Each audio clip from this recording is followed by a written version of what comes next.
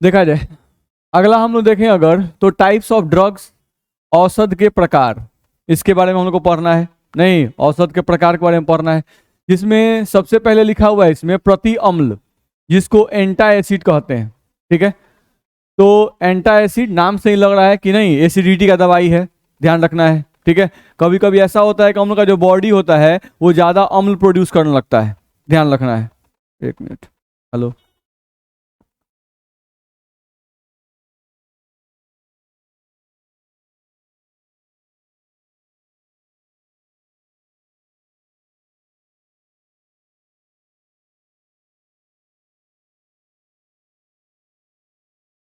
चलिए, तो हम लोग को देखा जाए तो हम लोग बोल रहे थे कभी कभी हम लोग का जो बॉडी है वो ज़्यादा एसिड प्रोड्यूस करने लगता है, जिसके कारण से बॉडी में क्या होता है, एसिडिटी होने लगता है। ठीक है, तो उस एसिडिटी से बचने का उपाय क्या है, एंटा एसिड दवा लिया जाए। बात समझ में आ रहा है? तो चलो पढ़ा जाए, देखा जाए क्या लिखा हुआ है। लिखा हुआ है अमाशय में HCl अम्ल के अत्यधिक उत्पादन से उत्तेजना यानी इरिटेशन तथा पीड़ा होती है, ध्यान रखना है। ठीक है, इसे क्या कहते हैं, एसिडिटी कहते हैं। ठीक है, गंभीर अवस्था में एसिडिटी के कारण अमाशय में क्या होता है, घाव हो जाता है। ठीक है, फिर ये बोल रहा है कि 1970, अमाशय मतलब हम लोग का पेट, समझते हैं ना आप लोग। ठीक है, 1970 तक अम्लता के उपचार के लिए प्रति अम्ल का उपयोग किया जाता था। बस में आ रहा है, 1970 तक एसिडिटी के उपचार के लिए क्या उपयोग किया जाता था, प्रति अम्ल, ध्यान रखना है, एंटा एसिड का उपयोग किया जाता था। चलो आगे आ जाओ। यहां से देखा जाए प्रति अम्ल, प्रति अम्ल क्या है भाई, तो लिख रहा है वैसे औषधि जो अमाशय में उत्पन्न एक्स्ट्रा अम्ल को उदासीन कर देते हैं। ठीक है, यानी जो भी एक्स्ट्रा एसिड आपके बॉडी के लिए, पता है ना एसिड जरूरी है, क्योंकि आप खाना खाते हैं तो उस खाने को पचाने के लिए आपका जो बॉडी है नहीं वो एंजाइम प्रोड्यूस करता है और साथ साथ एसिड प्रोड्यूस करता है, ध्यान रखना है। तो जो एंजाइम प्रोड्यूस करता है वो एंजाइम भी खाने को पचाने में मदद करता है, नहीं यानी उत्प्रेरक की तरह कार्य करता है, ध्यान रखना है। इसके अलावा हम लोग का जो एसिड होता है वो भी हम लोग खाने को पचाने में क्या करता है, हेल्प करता है, ध्यान रखना है। ठीक है, तो आपके बॉडी में एसिड जरूरी है नहीं, लेकिन एक्सेस एसिड जरूरी नहीं है, ये ध्यान रखना है। ठीक है, तो लिख रहा है वैसे औषधि जो अमाशय में उत्पन्न एक्स्ट्रा अम्ल को, यानी जो एक्स्ट्रा बना, आवश्यकता से ज्यादा बना एक्स्ट्रा अम्ल को उदासीन कर देते हैं तथा अमाशय में पीएच के मान को उचित स्तर तक क्या करते हैं, बढ़ा देते हैं। बस में पीएच का वैल्यू बढ़ जाएगा। ठीक है, तो पीएच का वैल्यू बढ़ने का मतलब एसिडिटी घट जाएगा। बस में क्योंकि पीएच का मान जब ज्यादा होता है तो अम्लीयता क्या होती है, कम होती है। ये बात हम लोग को ध्यान रखना होगा। तो वही ये लिख रहा है कि तथा अमाशय में पीएच के मान को उचित स्तर तक क्या करते हैं, बढ़ा देते हैं। तो अगर पीएच बढ़ेगा तो एसिडिटी कम होगा, ध्यान रखना है। ठीक है, वैसे अम्ल को ही हम लोग क्या कहते हैं, प्रति अम्ल कहते हैं। वैसे अम्ल को ही हम लोग क्या कहते हैं, प्रति अम्ल कहते हैं। ये हम लोग को ध्यान रखना होगा। इतना में दिक्कत है? चलिए आगे बढ़िए। प्रति अम्ल का मतलब बेस फैक्ट है, ध्यान रखना है, सही बात है।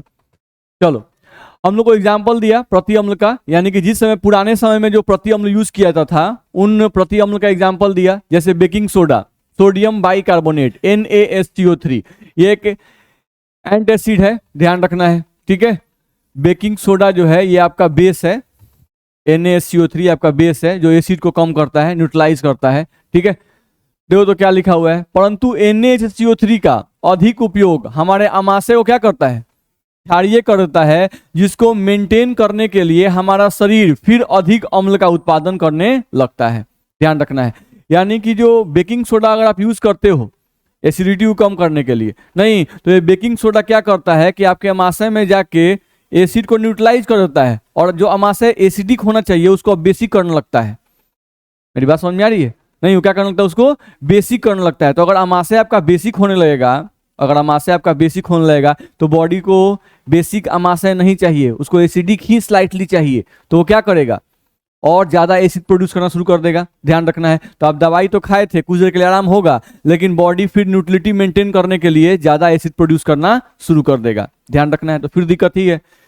चलिए, धात्विक हाइड्रोक्साइड, ये बोल रहा है कि बेकिंग सोडा यानी सोडियम बाइकार्बोनेट का यूज मत कीजिए, उससे बेटर है क्या यूज करना, धात्विक हाइड्रोक्साइड। ये लिख रहा है धात्विक हाइड्रोक्साइड का उपयोग ज्यादा बेहतर उपचार है, धात्विक हाइड्रोक्साइड का उपयोग ज्यादा बेहतर उपचार है अम्लीयता का, ध्यान रखना है। जैसे अल्मुनियम हाइड्रोक्साइड यूज कर लीजिए, नहीं मैग्नीशियम हाइड्रोक्साइड यूज कर लीजिए, बस में आ रहा है। तो इन लोगों का उपयोग जो है वो ज़्यादा अच्छा माना जाता है in comparison to sodium bicarbonate. नहीं, इसलिए बोल रहा है क्योंकि ये जो होते हैं वो सॉल्युबल होते हैं। ये क्या होते हैं, हमारे सॉल्युबल होते हैं। नहीं, आपके बॉडी के अंदर जो लीवर है, जहाँ पर हम लोग का खाना जाता है, या जो भी हम लोग का बॉडी का जहाँ हम लोग खाना जाता है, उसमें ये क्या होते हैं, सॉल्युबल होते हैं। और ये लोग जो है ये इनसॉल्युबल होते हैं। ये लोग क्या होते हैं, इनसॉल्युबल होते हैं, ध्यान रखना है। ठीक है, आपका बॉडी जो है अंदर से क्या है, वाटरी है कि वायली है, वायली है। ब्लड जो है ना, उस ब्लड में वाटर की मात्रा ज्यादा है, बस में आ रहा है। लेकिन अंदर जो आपका बॉडी है वो प्रोटीनियस है। आप याद कीजिए, बायोमोलिक्यूल से हम बोले थे कि हम लोग का बाहर का जो बॉडी होता है वो होता है फाइब्रस प्रोटीन, और जो अंदर का बॉडी होता है वो होता है ग्लोबुलर प्रोटीन। ऐसा बताया गया था? नहीं, तो प्रोटीन जो है ये बायोमोलिक्यूल्स हैं। तो ये ऑर्गेनिक है कि इनऑर्गेनिक है? ऑर्गेनिक है। ऑर्गेनिक का मतलब क्या, कार्बन कंटेनिंग है, ध्यान रखना है। ठीक है, तो कार्बन कंटेनिंग में क्या ये लोग घुलेंगे? नहीं घुलेंगे। ये लोग पानी में घुलने वाले, जैसे NaCl पानी में डालो घुल जाएगा, लेकिन NaCl को तेल में डालो जल्दी नहीं घुलेगा। मेरी बात समझ में आ रही है? चलो तो समझो यहां से, धात्विक हाइड्रोक्साइड का उपयोग ज्यादा बेहतर उपचार है अम्लीयता का। कौन कौन? अल्युमिनियम हाइड्रोक्साइड और मैग्नीशियम हाइड्रोक्साइड जो है वो ज्यादा अच्छे हैं। ठीक है, ये बेस अघुलनशील होते हैं, जिसके कारण ये pH के मान को उदासीनता से आगे नहीं बढ़ने देते हैं। नहीं, यानी ये pH के मान को बहुत ज्यादा नहीं बढ़ने देते हैं। ये pH के मान को क्या कर रहा था, बढ़ा देगा। अगर pH का मान बढ़ाएगा तो क्या होगा, बेसिसिटी यानी कि क्षारीयता बढ़ती जाएगी, अम्लीयता घटेगी और क्षारीयता क्या होगी, बढ़ते जाएगी। नहीं, तो ये क्षारीयता को क्या करेगा, ज्यादा अमाउंट से बढ़ा देगा। नहीं, लेकिन ये क्षारीयता को उदासीनता से आगे नहीं बढ़ा पाता है। अधिक से अधिक करेगा तो जो बॉडी में एसिड होगा उसको क्या करेगा, न्यूट्रल कर देगा। जो बॉडी के अंदर आपका एसिड फॉर्म हो रहा है उसको क्या करेगा, ये न्यूट्रल कर देगा। लेकिन ऐसा नहीं है कि आपके आमाशय को ये क्षारीय कर देगा, ऐसा नहीं होगा। ठीक है, लेकिन बेकिंग सोडा क्या कर रहा था, ये एसिड को न्यूट्रलाइज भी कर रहा था और साथ साथ बेस का अमाउंट बॉडी में बढ़ा दे रहा था। मेरी बात समझ आ रही है? लेकिन ये बॉडी के अंदर बेस का अमाउंट ज्यादा नहीं बढ़ाएगा, ध्यान रखना है, बस न्यूट्रल कर देगा। नहीं, लेकिन उससे ऊपर नहीं जाएगा। तो यही ये बोल रहा है, ध्यान से पढ़िएगा, आप तो लिखा हुआ है, जिसके कारण ये pH के मान को उदासीनता से आगे नहीं बढ़ने देते हैं। ध्यान रखना, यानी pH का वैल्यू ये उदासीनता के आगे नहीं बढ़ने देगा, मैक्सिमम उदासीन तक जाएगा, उसके बाद pH का वैल्यू बढ़ना रुक जाएगा। यानी आपका जो बॉडी होगा वो बेसिक नहीं होगा इन दवाइयों से, ध्यान रखना है। चलिए आगे कहानी देखिए। ये दोनों उपचार केवल रोग के लक्षणों को नियंत्रित करते हैं।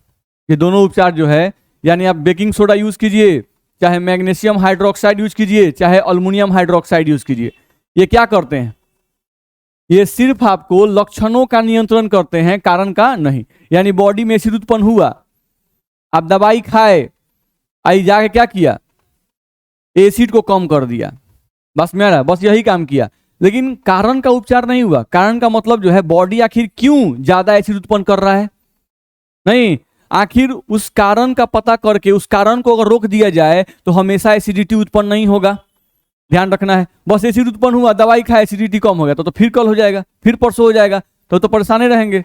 जब तक दवाई का असर रहेगा तब तक वो काम करेगा नहीं। अब हम लोग क्या करना था, इसमें एसिडिटी को रोकने के लिए कारण का पता करना जरूरी है कि आखिर किस कारण से बॉडी में एसिडिटी होती है, बस में आ रहा है। अगर वो कारण हम लोग को पता चल जाए कि बॉडी में किस कारण से एसिडिटी होती है तो उस कारण का उपचार किया जाएगा। नहीं तो आप जब दवाई खाइएगा तो लंबे टाइम तक अच्छे रहिएगा। दिमाग में बात जा रहा है? चलिए पढ़ते हैं। ये दोनों उपचार केवल रोग के लक्षणों को नियंत्रित करते हैं, कारण को नहीं।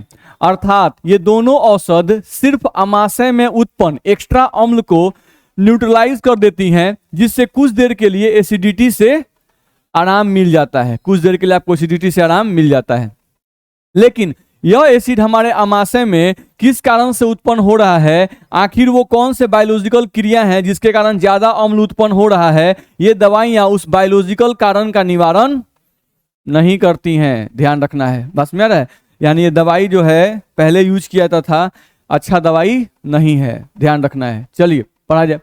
इसी कारण से इन औषधियों के द्वारा रोगी का अस्थायी इलाज नहीं हो पाता था, रोगी का अस्थायी इलाज नहीं हो पाएगा।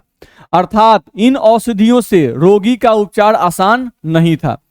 आगे चलकर अग्रगत अवस्था में यानी इन एडवांस स्टेज यह अल्सर यानी यह जो घाव था वो प्राण घातक हो जाते हैं, जिसका एकमात्र उपचार बच जाता है कि उस रोगग्रस्त हिस्से को अमाशय से बाहर निकाल दिया जाए। बस मेरा है, यानी अगर एसिडिटी का दवाई खाते रहिएगा तो रेगुलर खाइएगा नहीं, बस मेरा है तो क्या होगा, अमाशय में घाव हो जाएगा, जिसको नाम क्या दे रहा है, अल्सर का। और वो अल्सर इतना भयंकर जाता है, बस मेरा है कि उससे आपका जान भी जा सकता है। तो जान से अगर बचना है तो मात्र एगो उपाय बचता है कि जिस भाग में घाव हुआ है उस भाग को काट कर ऑपरेशन के द्वारा निकाल दिया जाए। बुझा रहा है? चलिए, फिर भी पहले के लोग ज्यादा दिन जिंदा रहते थे, नहीं रहते थे? पहले के लोग जो थे वो ज्यादा स्ट्रांग थे। बस मेरा है, जैसे समय आते जा रहा है वैसे वैसे देख रहे हैं आरामदेही लोग होते जा रहे हैं, लोगों की शक्तियां जो है कम होती जा रही हैं, ताकत जो है वो कम होती जा रही है। ऐसा है कि नहीं है? है। बस मेरा है, तो इस सब का कारण हो गया है, हर चीज मशीन से यूज किया गया है, ध्यान रखना है। देखा जाए, अब सवाल यह है कि हमारे शरीर में ज्यादा अम्ल का निर्माण क्यों होता है? नहीं, हमारे शरीर में ज्यादा अम्ल का निर्माण क्यों होता है? चलिए, तो फिर से आ गए कौन? हिस्टामिन साहब। नहीं, ये गजब का केमिकल है जो बॉडी प्रोड्यूस करता है तंग करने के लिए। बस मेरा है, आपको जब भी मतलब तंग करना हुआ शरीर को, नहीं तो हिस्टामिन प्रोड्यूस कर देगा। ये एक ऐसा केमिकल बॉडी उत्पन्न करता है जो हमेशा आपको तंग करते रहता है, ध्यान रखना है। तो हिस्टामिन रसायन हमारे खाने में उपस्थित प्रोटीन को पचाने के लिए पेप्सिन एंजाइम तथा HCl का उत्पादन सेल के द्वारा करवाता है, ध्यान रखना। यानी हिस्टामिन एक मैसेंजर टाइप का है, बस मेरा ये उत्पन्न हुआ नहीं और जाकर जो रिसेप्टर था उस रिसेप्टर को कहा, नहीं हम लोग पढ़े थे रिसेप्टर से जाकर टच करता है तो रिसेप्टर का साइज क्या होता है, चेंज जाता है, याद आ रहा है? नहीं, तो रिसेप्टर से जाकर कौन कहा? हिस्टामिन साहब जाकर रिसेप्टर्स को सेल में कांटेक्ट किए कि देखिए खाना आ गया है, आप अभी तक बैठे हुए हैं महाराज, खाना आ गया है, खाना को पचाने वाला काम शुरू किया जाए। नहीं, तो सेल एक्टिव होता है। सेल क्या करता है? एसिड उत्पन्न करता है, एंजाइम्स उत्पन्न करता है। तो कौन सा एंजाइम? पेप्सिन एंजाइम, जो कि प्रोटीन को पचाने में हेल्पफुल होता है। बस में आ रहा है, अब ये एंजाइम उत्पन्न हुआ, एसिड भी उत्पन्न हुआ बॉडी के द्वारा, नहीं तो सेल उत्पन्न करना शुरू किया। और हिस्टामिन साहब जो है वो बार बार कह रहे हैं कि अरे इतना एसिड से नहीं ना होगा, और उत्पन्न कीजिए और उत्पन्न कीजिए। बात समझ में आ रहा है? तो किसी किसी का बॉडी जो है वो कम हिस्टामिन उत्पन्न करता है और किसी किसी का बॉडी ज्यादा हिस्टामिन उत्पन्न करता है। बस में आ रहा है? तो उस केस में होता क्या है कि जो आपका सेल है वो ज्यादा एसिड उत्पन्न कर देता है।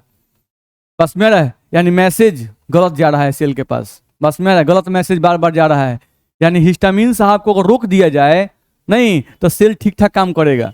बस में आ रहा है? अगर हिस्टामिन को कैसे भी रिसेप्टर के नजदीक आने से रोक दिया जाए, बस में आ रहा है, तो सेल ठीक से काम करेगा। खाना आएगा तो सेल तो प्रोड्यूस करेगा ही, बस में आ रहा है, कोई ना कोई मैसेज पहुंचाएगा ही, ध्यान रखना है, ठीक है। तो हिस्टामिन को रोकना ही जो था यही उपाय था, ध्यान रखना है। तो वही बोल रहा है कि हिस्टामिन रसायन हमारे खाने में उपस्थित प्रोटीन को पचाने के लिए पेप्सिन एंजाइम तथा HCl एसिड का उत्पादन सेल के द्वारा करवाता है। यह हिस्टामिन स्टोमच के वाल पर उपस्थित ग्राही के साथ अनुक्रिया कर HCl का निर्माण ज्यादा मात्रा में करवा देते हैं। बस मेरा यानी ग्राही को मैसेज कर दिया कि अरे बहुत कम एसिड उत्पन्न करते हैं आप, तो थोड़ा और उत्पन्न कीजिए। नहीं, ज्यादा एसिड उत्पन्न कर दिया तो एसिडिटी होने लगा, ठीक है। चलो देखा जाए हिस्टामिन। हिस्टामिन की अन्य क्रिया को रिसेप्टर के साथ रोकने के लिए एक नई औषधि का खोज किया गया जिसे सिमेटिडीन कहते हैं। क्या कहते हैं उसे? सिमेटिडीन। ध्यान रखना है, ये दवाई क्या करेगी? तो ये दवाई जो है हिस्टामिन और रिसेप्टर के बीच जो अन्योन्य क्रिया हो रही थी, जो मुलाकात हो रही थी, उस मुलाकात के बीच में बाधा उत्पन्न करेगा। नहीं, यानी आप दवाई खाइएगा तो हिस्टामिन साहब भी रिसेप्टर के पास चल दिए और दवाई साहब भी रिसेप्टर के पास चल दिए, दोनों में रेस लगा। जीता कौन? दवाई। नहीं, अगर दवाई नहीं जीता नहीं तो एसिडिटी फिर से उत्पन्न होगा, ध्यान रखना है, ठीक है। तो दवाई को जीतना ही पड़ेगा, ऐसा दवाई बनाया ताकि उसका स्पीड क्या हो? ज्यादा हो, ध्यान रखना है। अगर वो जाएगा तो क्या करेगा? रिसेप्टर के सरफेस पर जो उसका सक्रिय सतह था, जहां से वो मैसेज एक्सेप्ट करता है, उस सतह पर क्या होगा? बंध जाएगा। नहीं, अब हिस्टामिन साहब जब आएंगे तो उस मेडिसिन से टकराएंगे और नष्ट हो जाएंगे, ध्यान रखना है। मेरी बात समझ में आ रही है? नहीं, तो इस कारण से आपका जो हिस्टामिन का मैसेज है, जो गलत मैसेज है, वो सेल तक नहीं पहुंच पाएगा। जब सेल तक नहीं पहुंच पाएगा तो निश्चित रूप से आपका सेल जो है एप्रोप्रिएट अमाउंट में यानी उचित मात्रा में ही एसिड उत्पन्न करेगा, ध्यान रखना है। तो वही बात लिखा होता है, हिस्टामिन की अन्योन्य क्रिया को रिसेप्टर के साथ रोकने के लिए एक नई औषधि का खोज किया गया जिसे सिमेटिडीन कहते हैं। ये औषधि रिसेप्टर के सक्रिय स्तर पर स्वयं को आबंधित कर लेती हैं, जिसके कारण से हिस्टामिन अब रिसेप्टर के साथ अन्योन्य क्रिया नहीं कर पाता है। नहीं, अब HCl उचित मात्रा में ही उत्पन्न होता है। इस औषधि के कारण ही अति अम्लता के कारण का निदान हुआ। ध्यान रखना, ये औषधि जब खोजा गया बस में आ रहा है तब जाके अति अम्लता का निदान हुआ। यानी कि अब इस दवाई कोई खाता था नहीं तो लंबे टाइम तक उसको रिलैक्सेंस आता था। ध्यान रखना है, ठीक है, इतना में दिक्कत है। अब पहले वाली दवाई जो में क्या अंतर हुआ बस में ना, पहले वाली दवाई क्या था जो सिर्फ एसिड को कम करता था, जो एक्स्ट्रा एसिड बनता था, और ये दवाई क्या किया, रिसेप्टर पे चिपक गया। यानी जो हिस्टामीन एसिड उत्पन्न करने का कारण था उस हिस्टामीन को अब रिसेप्टर के कांटेक्ट में आने ही नहीं दे रहा है। बस मेरा तो एक्चुअली ये दवाई जो है ये हिस्टामीन को फेवर कर रहा है कि डिसफेवर कर रहा है, डिसफेवर कर रहा है। नहीं तो ये जो दवाई है उसे क्या कहेंगे, एंटी हिस्टामीन। क्या कहेंगे हम इसे, एंटी हिस्टामीन कहेंगे। ध्यान रखना है, नहीं ये हिस्टामीन का विरोधी है, ठीक है।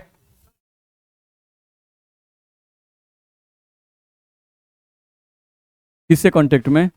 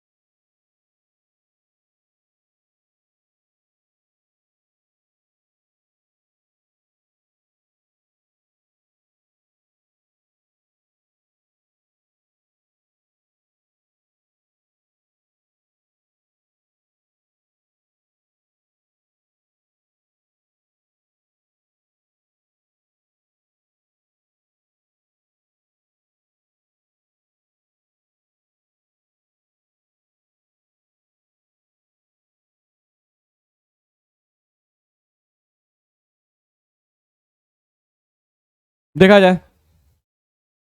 तो यहां से हम लोग को बताया गया कि ये औषधि जो है वो प्रति अम्लता सॉरी अति अम्लता का कारण का निदान करता है। ध्यान रखना है, ठीक है। और ये हम लोग का क्या कहलाएगा, एंटी हिस्टामिन कहलाएगा, ठीक है। हाँ क्वेश्चन पूछे, क्या पूछ रहे थे।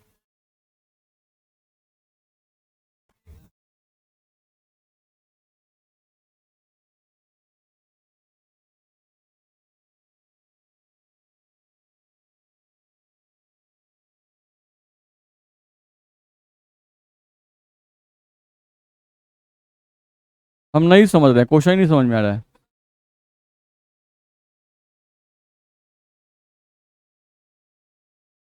क्यों नहीं क्लियर कर पाएगा, ये ध्यान रखना है। आपका बॉडी जो है ना वो ऐसा थोड़ा ना कि एक हिस्टामिन उत्पन्न करता है, वो एक समय बहुत ज्यादा मात्रा में हिस्टामिन उत्पन्न करता है। बस में आ रहा है तो हो सकता है कि हिस्टामिन कोई गया रिसेप्टर से कांटेक्ट में आया, आपका बॉडी पेप्सिन और एसिड उत्पन्न करने लगा, लेकिन ज्यादा हिस्टामिन उसके कांटेक्ट में नहीं आए, नहीं बार बार उसके कांटेक्ट में नहीं आया, इसलिए वो औषधि क्या हो गया, जाकर वहां पे चिपक गया। बस में आ रहा है तो अब जो एक्स्ट्रा हिस्टामिन आपका बॉडी उत्पन्न कर रहा था, बस में आ रहा है वो एक्स्ट्रा हिस्टामिन जो है वो रिसेप्टर कांटेक्ट में नहीं आएगा। बस में आ रहा है, हम क्या बोले, एसिडिटी का या कोई भी जो प्रॉब्लम जानते हैं, किसी को इसे दस्त से प्रॉब्लम होता है, बस में आ रहा है किसी को गुलाब के फूल से प्रॉब्लम हो जाता है, नहीं अलग अलग आदमी को अलग अलग एलर्जी टाइप का होता है। बस समझ में आ रहा है ना। तो ये सब जानते हैं ज्यादातर प्रॉब्लम किसको होता है, जिसका बॉडी बहुत ज्यादा मात्रा में हिस्टामिन उत्पन्न करता है। बस में आ रहा है, अगर ऐसे बहुत लोग हैं जो दिन भर गर्दाही में काम कर रहे हैं, उनको सर्दी खांसी कुछ नहीं होगा, नहीं कुछ आदमी है कि थोड़ा सा धूल उसको लगा कि एकदम छींकते छींकते परेशान हो जाएगा। बस में आ रहा है तो वो अलग अलग आदमी का जो बॉडी जो है ना वो अलग अलग काम करता है। बस में आ रहा है तो उस तरह से हिस्टामिन किसी के बॉडी में कम प्रोड्यूस होता है, किसी के बॉडी में ज्यादा प्रोड्यूस होता है। तो जिसके बॉडी में ज्यादा प्रोड्यूस होता है ना वो ज्यादा सेंसिटिव होते हैं हर एक चीज के प्रति, और कुछ लोग के बॉडी में कम हिस्टामिन उत्पन्न होता है तो वो लोग कम सेंसिटिव होते हैं दूसरी चीजों के प्रति। बस में आ रहा है तो ये प्रॉब्लम ज्यादातर एसिडिटी का प्रॉब्लम उन्हीं के बॉडी में ज्यादा आता है जो ज्यादा प्रोड्यूस करते हैं हिस्टामिन का बॉडी। बस में आ रहा है ना। तो ये जानते हैं, ये थोड़ा सा हम लोग के रहन सहन पे भी डिपेंड करता है। जैसे बहुत सारे गांव के बच्चों को देखिएगा ना, जो धूल मट्टी में रहते हैं, नहीं तो उनका ना जो बॉडी है ना वो धीरे धीरे अडॉप्ट कर जाता है और हिस्टामिन कम प्रोड्यूस करता है। और जो लोग शुरू से ही एकदम नहीं होता है कि एकदम नीट एंड क्लीन, नहीं बोलते हैं, एकदम नीट एंड क्लीन ही रहते हैं हमेशा, बस में रहे, ठीक है, एकदम बच के रहते हैं, एकदम हर चीज में एकदम नहीं होता है, बस में। अब ऐसा नहीं कि गंदा रहने से ज़्यादा स्वस्थ रहिएगा, ऐसा नहीं है, बस में गंदा रहने से आप स्वस्थ रहिएगा, ऐसा बात नहीं है। लेकिन आपका बॉडी जो है ना एंटीबॉडीज प्रोड्यूस करता है। आप कोई भी चीज गलत चीज करते हो ना तो बॉडी उसका एंटीबॉडीज प्रोड्यूस करता है, बस में, ठीक है। अब एकदम आप साफे से रहिएगा, किसी बीमारी से एकदम दूर रहिएगा, नहीं तो उस केस में होता क्या है ना कि आपका बॉडी जो है एंटीबॉडीज कम प्रोड्यूस करता है। इसलिए जरूरी है कि थोड़ा भी गर्दा भी हमको मिले, नहीं थोड़ा सा बस में है ना, लेकिन थोड़ा थोड़ा ज्यादा नहीं, का फाँकिए रहे पूरा, मेरा बात समझ में आ रहा है ना।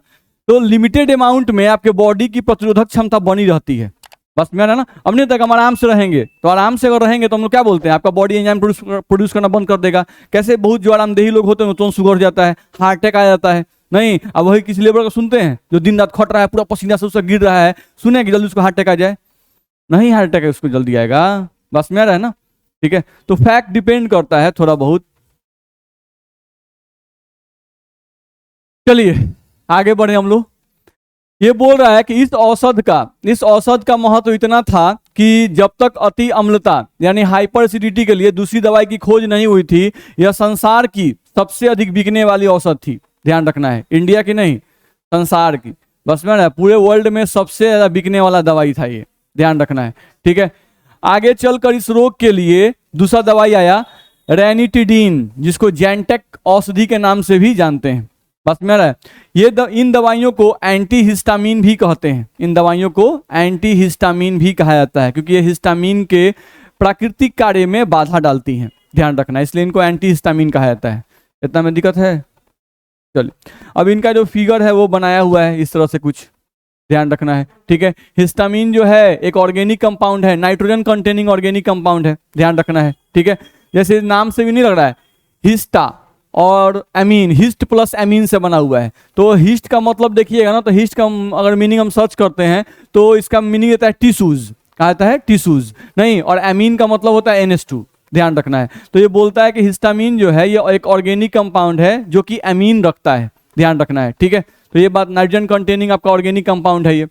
सिमेटिडीन, तो सिमेटिडीन का फिगर बनाया गया है, आप देख सकते हैं कि ये कुछ मिलता जुलता है हिस्टामिन से, नहीं मिलता जुलता है, बस में रहा है, यानी कि ऐसा लगता है कि इसका कुछ नकल है, उसी टाइप का है, नहीं, बस में रिसेप्टर के जाके इसको चिपकना था, तो उसी टाइप का ये बनाया गया है, ध्यान रखना है। तो सिमेटिडीन दवाई का ये फिगर बनाया गया है, ठीक है। ये सब फिगर आपके बोर्ड एग्जाम में नहीं पूछता है, ठीक है, आपका जो बोर्ड एग्जाम है उसमें नहीं पूछता है, ठीक है, लेकिन ये बुक में आपके NCERT में दिया हुआ है, इसलिए हम बना दिए। चलिए ध्यान दीजिए, यहां से दिया हुआ है रेनिटिडीन, उसका फोकर बनाया हुआ है, जो फ्यूरान की तरह लगता है, ऑक्सीजन कंटेनिंग है ये, ध्यान रखना है, फ्यूरान हम लोग पढ़े हुए हैं, तो ये ऑक्सीजन कंटेनिंग ऑर्गेनिक कंपाउंड है, ध्यान रखना है। तो ये जो है आपका रेनिटिडीन, ये भी क्या है, एंटीहिस्टामिन है, ठीक है। तो इन सबको देख लीजिएगा, लेकिन ये पूछता नहीं है आपके एग्जाम में, जैसे स्ट्रक्चर नहीं पूछता है।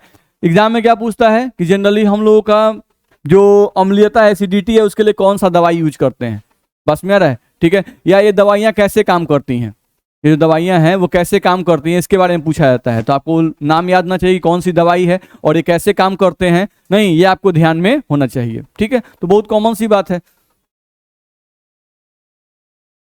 चलिए थोड़ा सा हिस्टामिन के बारे में पढ़ाया गया है, नहीं, हिस्टामिन के बारे में पढ़ाया गया है, देखते हैं क्या लिखा हुआ है। हिस्टामिन एक नाइट्रोजीनियस ऑर्गेनिक कंपाउंड है, हिस्टामिन एक नाइट्रोजीनियस ऑर्गेनिक कंपाउंड है।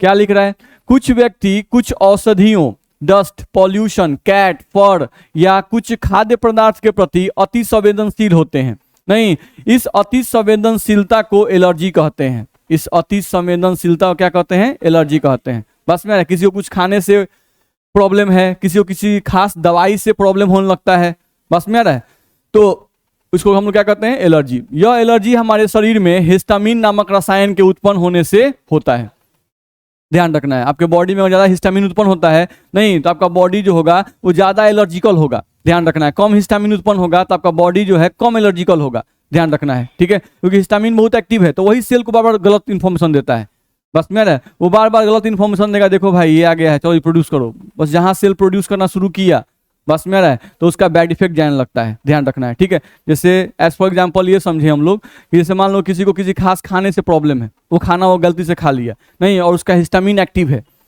बस में आ रहा है, तो वो हिस्टामिन करता क्या है कि सेल को बोलेगा कि अरे देखो गलत चीज तुम्हारे बॉडी में आ रहा है, बस में आ रहा है, तो बॉडी क्या किया कि एंटीबॉडीज प्रोड्यूस करना शुरू कर दिया, सेल जो है आपका एंटीबॉडीज प्रोड्यूस करने लगा, ठीक है। तो उस केस में दोनों के बीच में लड़ाई होता है नहीं, अब जैसे ही दोनों के बीच में लड़ाई होगा तो उस लड़ाई का कारण क्या होगा, प्रॉब्लम हो हम लोग को होगा, यानी शरीर पर हल्का हल्का फोड़ा टाइप का हो जाता है, नहीं देखते हैं दाग दाग टाइप का, तो बोलता है एलर्जी हो गया नहीं, तो जाके एविल खा लो ये खा लो, नहीं बोलने लगते हैं, बस में आ रहा है, तो वो एलर्जी का रेसेस पड़ने लगेगा, या खांसी बहुत कस कस के आने लगेगा, छींक बहुत कस कस के आने लगेगा, बस में आ रहा है, तो ये सब एलर्जी का कारण ही होता है, बस में आ रहा है। तो ये सब क्यों हो रहा है, क्योंकि गलत मैसेज हिस्टामिन आपके रिसेप्टर को दे रहा है, जब गलत मैसेज देगा तो वो गलत चीज उत्पन्न करेगा आपका सेल, और गलत चीज जब उत्पन्न करेगा तो दोनों के बीच में क्या होगा, टकराव होगा, और उस टकराव के कारण ही आपका बॉडी जो है रिएक्ट करना शुरू कर देता है।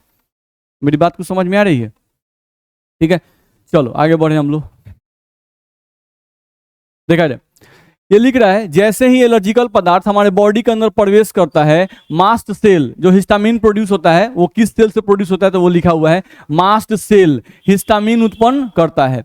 ये हिस्टामिन ग्राही के साथ, ध्यान रखिए क्या लिख रहा है, ये हिस्टामिन ग्राही के साथ अन्योन्यक्रिया करके एलर्जिकल रिएक्शन उत्पन्न करते हैं, नहीं क्या उत्पन्न करते हैं, एलर्जिकल रिएक्शन उत्पन्न करते हैं, ध्यान रखना है। ये श्वास नली और आहार नली की चिकनी पेशियों को संकुचित कर देते हैं तथा दूसरी पेशियों जैसे रुधिर की दीवारों को नरम कर देती हैं, ध्यान रखना है। यानी कुछ ऐसा ये सिचुएशन क्रिएट करती हैं आपके बॉडी में, बस में रहा है, ठीक है, ऐसा कुछ सिचुएशन आपके बॉडी में क्रिएट करेंगे जिससे बॉडी के अंदर एक एलर्जिकल रिएक्शन शुरू हो जाएगा, बस में रहा है। अब ये क्या लिख रहा है, श्वास नली जिस नली के द्वारा हम लोग सांस लेते हैं, नहीं आहार नली जिस नली के द्वारा हम लोग खाना खाते हैं, नहीं कि चिकनी पेशियों, यानी कि निश्चित रूप से जिस नली से हम लोग सांस लेते हैं वो बहुत चिकना होता है, नहीं जिस नली से हम लोग खाना खाते हैं वो बहुत चिकना होता है, नहीं तो उन चिकनी नलियों को क्या करेगा, पेशियों को संकुचित कर देगा, यानी उनको क्या करेगा, मतलब पतला कर देगा, जो उनका साइज है उनका थोड़ा पतला कर देगा, नहीं सिकुड़ा देगा, संकुचित कर देगा, नहीं तो जैसे ही संकुचित होना शुरू होगा निश्चित रूप से बॉडी में कुछ ना कुछ प्रॉब्लम होगा, आपको खांसी आना शुरू होगा, गले में खराश आने लगे, नहीं ठीक है, तो ये सब प्रॉब्लम होने लगता है। फिर तथा दूसरी पेशियों जैसे रुधिर वाहिकाओं, तो रुधिर का मतलब क्या होता है, ब्लड, नहीं रुधिर वाहिकाओं तो यानी कि जो ब्लड जिस रास्ते से फ्लो करता है, रुधिर वाहिकाओं की दीवारों क्या करता है, नरम कर देता है, यानी एक ऐसा सिचुएशन क्रिएट कर देगा जिसके कारण आपका बॉडी जो है वो एलर्जिकल रिएक्शन दिखाने लगे, बस में आ रहा है, ठीक है। चलो देखा जाए, एलर्जिकल रिएक्शन के कारण हमारे शरीर में निम्नलिखित बदलाव होते हैं, स्किन पर रैशेज उत्पन्न हो जाते हैं, इन्फ्लामेशन उत्पन्न होने लगता है, यानी कि शरीर में थोड़ा क्या कहते हैं, ज्वलनशीलता महसूस होने लगती है, लगता है कि शरीर से गर्म होने लगा, नहीं ठीक है, इस तरह से ध्यान रखना है। चेहरा उड़ा नहीं लाल होने लगता है, किसी किसी देखते हैं देह लाल होना शुरू हो जाएगा, ठीक है। सांस लेने में दिक्कत होने लगेगी, समझ में आ ही रहा है, नहीं श्वास नली को तो संकुचित कर रहा है, तो सांस नली को संकुचित करेगा तो क्या होगा, सांस लेने में दिक्कत होगा ही, सांस लेने में दिक्कत यानी क्या, अस्थमा, ध्यान रखना है। नहीं आंखों में जलना शुरू हो जाएगा, आंख से पानी गिरना शुरू हो जाता है, ध्यान रखना है। तो ये सब एलर्जिकल रिएक्शन है जो हिस्टामिन और रिसेप्टर के कांटेक्ट के कारण हो रहे हैं, किसके कारण हो रहे हैं, हिस्टामिन और रिसेप्टर के कांटेक्ट के कारण हो रहे हैं, ध्यान रखना है। चलिए आगे बढ़ा जाए, एंटी हिस्टामिन, प्रति हिस्टामिन यानी कि उसी को प्रति एलर्जी भी कहते हैं। देखिए कंफ्यूज मत होइएगा, हम लोग अभी तुरंत कुछ देर पहले पढ़े एंटी एसिड, पढ़े तो एंटी एसिड जो है ये भी एंटी हिस्टामिन था नहीं, और एक आप फिर से पढ़ रहे हैं एंटी हिस्टामिन, पढ़ रहे हैं कि नहीं, दोनों में फर्क क्या है, वो सिर्फ वैसे हिस्टामिन को कंट्रोल करता है जो एसिडिटी उत्पन्न करते हैं। मेरा बात समझ में आ रहा है ना, ऐसा नहीं है कि आपका बॉडी एगो हिस्टामिन उत्पन्न करता है, आपका बॉडी अलग अलग प्रकार के हिस्टामिन उत्पन्न करते हैं, और वो अलग अलग प्रकार के हिस्टामिन अलग अलग रिसेप्टर के साथ कांटेक्ट में आते हैं, ठीक है, ये ध्यान रखिएगा। तो ऐसा नहीं कि सर उस समय एंटी एसिड तो यूज किए ही थे, वो भी एंटी हिस्टामिन था, नहीं तो काहे नहीं उसी को खा लिए तो काम हो जाता, नहीं ध्यान रखना है। वो जो आप दवा खाते हैं वो सिर्फ उन हिस्टामिन को कंट्रोल करता है जो एसिडिटी उत्पन्न करने के लिए काम करते हैं, बस मेरा जो एसिडिटी वाला मैसेज लेके आते हैं उन पे वो काम करता है, नहीं और एसिडिटी वाले जो हिस्टामिन होते हैं, ध्यान रखिएगा, उनके लिए रिसेप्टर भी अलग होता है। उनके लिए रिसेप्टर भी क्या होता है? अलग होता है। और एक हिस्टामिन हुआ जो एलर्जिकल रिएक्शन उत्पन्न करता है, तो उनके लिए रिसेप्टर क्या है? अलग है। ठीक है, जो बायोलॉजी पढ़ते होंगे उन लोगों के केस में आप देखिएगा तो वहां बताया जाता है कि देखो एसिडिटी वाला जो होता है ना, एसिडिटी वाला ये H2 रिसेप्टर के साथ कांटेक्ट करता है। रिसेप्टर्स को बांट दिया गया है H1 H2 H3 में, बस में रहे नहीं। और उस तरह से बांट के कहा गया कि देखो ये जो एसिडिटी वाला है वो H2 के साथ कांटेक्ट करता है। नहीं तो कुछ रिसेप्टर हैं जिनको H2 कैटेगरी में रखा गया है, तो H2 का मतलब एसिडिटी वाले नहीं। और H1 यानी कुछ ऐसे हैं नहीं जो एलर्जिकल रिएक्शन उत्पन्न करते हैं, तो उनको H1 कैटेगरी में उस रिसेप्टर को रखा गया है। ठीक है, ये सब बुझा रहा है? खैर नहीं बुझाएगा तो कोई दिक्कत नहीं है। ये सब पूछता नहीं है, मेनली बायोलॉजी का है, बात समझ रहा है ना? नहीं, इसको जानते हैं लिखने में बड़ी मेहनत लगता है। एनसीईआरटी में तो ऐसा लिखा हुआ है, गजब लिखा हुआ है, भयंकर तरीके से। मतलब कुछ पढ़ लीजिए, कुछ नहीं समझ में आएगा। समझ में आ रहा है? तो उस सब थोड़ा सा, अब इसको हम थोड़ा थोड़ा ऐसे नहीं होता कि थोड़ा थोड़ा खोज खोज के पढ़ रहे हैं, नहीं, क्योंकि हम भी ये चैप्टर पढ़ाते रहते नहीं थे, मतलब पढ़ लीजिएगा।